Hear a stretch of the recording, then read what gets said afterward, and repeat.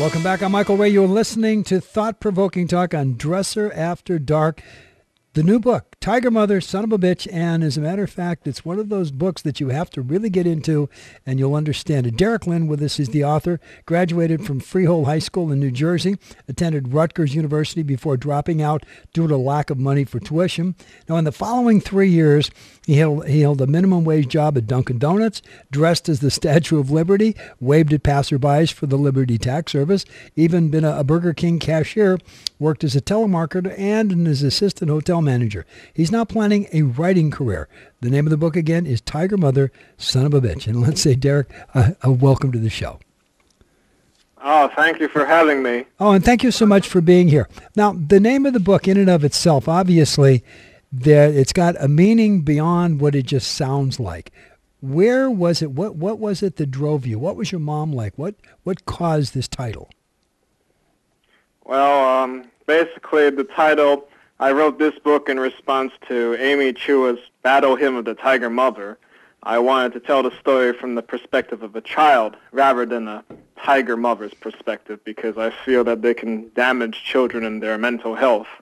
And by the way, when we really look at it about driving your children, there is a point where the drive is too much and it actually stops the progression of the child. And it's very hard for a mother to know where that spot is, where they have to stop, where the damage is going to start. Oh, yes, I agree wholeheartedly with that. But in the case of my mother, it was her vanity that even if she knew where to stop, she wouldn't stop. She's just, because her upbringing on me would reflect on her. It's all she would care about. She's like Joan Crawford. Yeah. Now, by the way, this is from the press release. I was abused, tortured as a child up until adulthood when I finally was able to break free of my oppressive mother. As a Chinese American, I'm supposed to be highly successful, so my mother forced me to do things no other child my age would do. Driven to learn the violin, piano, trumpet, drums, practice for hours. Now, how does that affect a child's mind? Well, they're basically at the mercy of their parents, so all they know how to do if a parent teaches them to do that is just to rote memorize and to take orders. It doesn't really allow for much creative thinking, I think. Now, is your mom still with us? Is she alive? You mean, is she still alive? Well, Yeah. Unfortunately, yes. Unfortunately. Okay. How did she deal with the book when it finally came out? How did she handle it? Have you talked to her? Have you heard anything? Have you gotten feedback? No, I don't talk to her at all, and I don't care to as a result of her parenting. I resent her highly for that. Does she understand what she did? I think she does, but her vanity and self-image and greed and all that, it overshadows that. So it doesn't really matter to her, I think. All right. Let's try this out. I want to look at it from a different perspective because I've never asked this question before. Chinese mothers. Okay. Is that an average Chinese mother? Is that the mindset of the mother to drive the child that way?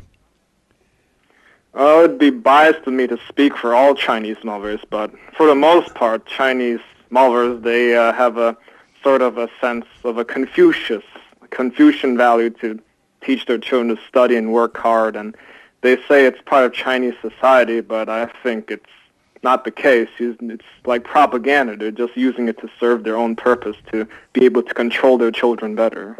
Okay, now there have been mothers, and I've listened to Chinese mothers before that have moved their children in the right direction. They've pushed them beyond what the child thought that they can do, and it turned out okay. But there's got to be, and I'm going to go back to where I was initially with this.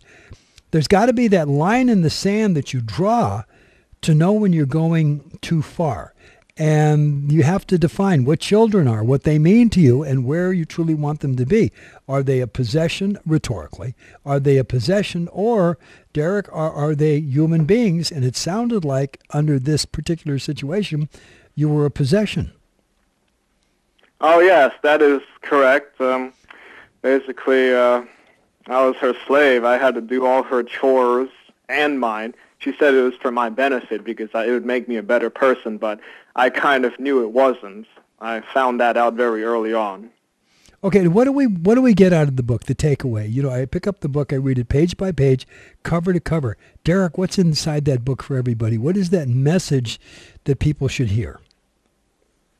Well, the message is that people under a travesty of justice or oppression, they should learn how to cope with it and realize it's not their fault. It's something that they can't control, and that they should try to overcome it in any way, form as possible.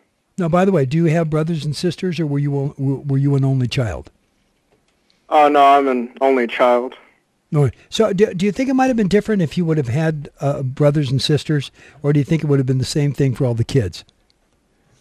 I think it would have been the same thing for all the children because, you see, my parents are now divorced. My father is living in Taiwan, but before they were divorced, my mother would emphasize and shift all the burden onto him. And after the divorce, she started to ladle the pressure on me more, I've realized. So it would have been the same, though I think a brother or sister we might have been able to deflect some of and share the pain and suffering. So maybe. In all of your experiences, now I know this is your first book, and now you want to be a writer. Is there that much inside of you that needs to come out? And when I say that, every author that I've ever known, and I've known many in my time, that whatever they're writing about, now this is specifically about you, but even if it's a fiction novel, if it's a whatever, it's their way of expressing and get those things that are inside internally outside and in front of them. So this must have been in some way, shape, or form, this particular book for you. When you finished it, this had to be a letting go of something. It had to be some kind of a feeling of freedom. Yes, it was somewhat a bit of freedom because I don't usually talk about this. I'm not a very talkative person in general because if I feel that if I were to talk about my life, people wouldn't understand me because it would just be hearsay. But now that this book is in written form, they can read every little detail that they need to know to form a unbiased opinion. So yes, it does get much off my chest. Now, when we take a look at that and we see parents raising children today, was there anything that anybody could have done to make your mother look at life differently and the relationship could have been different? Or that's the way it was, that's the way it would be if you started all over again and there's nothing that would have changed it?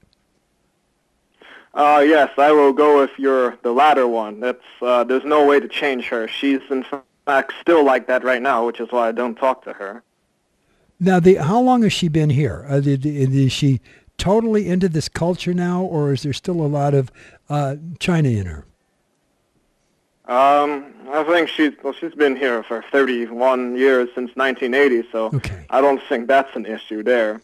This is not so much. My book is not so much about a cultural thing. It explores how just certain people behave. No, and I understand when I'm talking cultural thing, there's got to be something that drives someone like that. Normally, we model after what we've been taught from our parents. You know, our parents learned from their parents who learned from their parents. So it had to be something that came down the line that was within her that caused the problems with you. And is her family like that, or was it just her personality? Oh, now that you mention it, her family is like that. They're all... in my opinion, they are vain and selfish. So basically, I guess they passed that on to her quite well. Now, who do you want to read this book? Is it for the moms or for the kids? Who is your target for this book? It's for everyone, for the children, so that they could provide them a source of inspiration, how to cope, and the fact that they're not alone. And especially for the parents. I want them to read, too, because all this forcing and over-demanding can be... it can be counterintuitive in the end. And if you see my case here, I turned out I'm not going to Harvard or Yale. I'm trying to go get another fast food job. Okay, but by the way, if she would have been different, do you think life would be different for you? What is it that stops you from finding the Harvard, finding the Yale, finding that whatever it is that's beyond the fast food?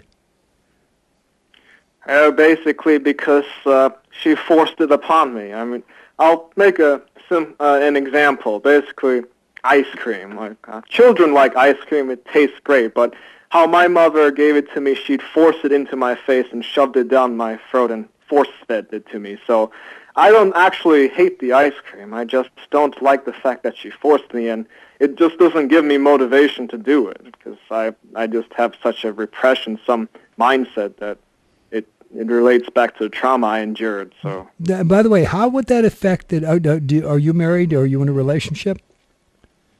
No, I'm not, but I was in a relationship. How was that relationship? Did you feel any of your mother coming out through you? Because a lot of that happens so many times.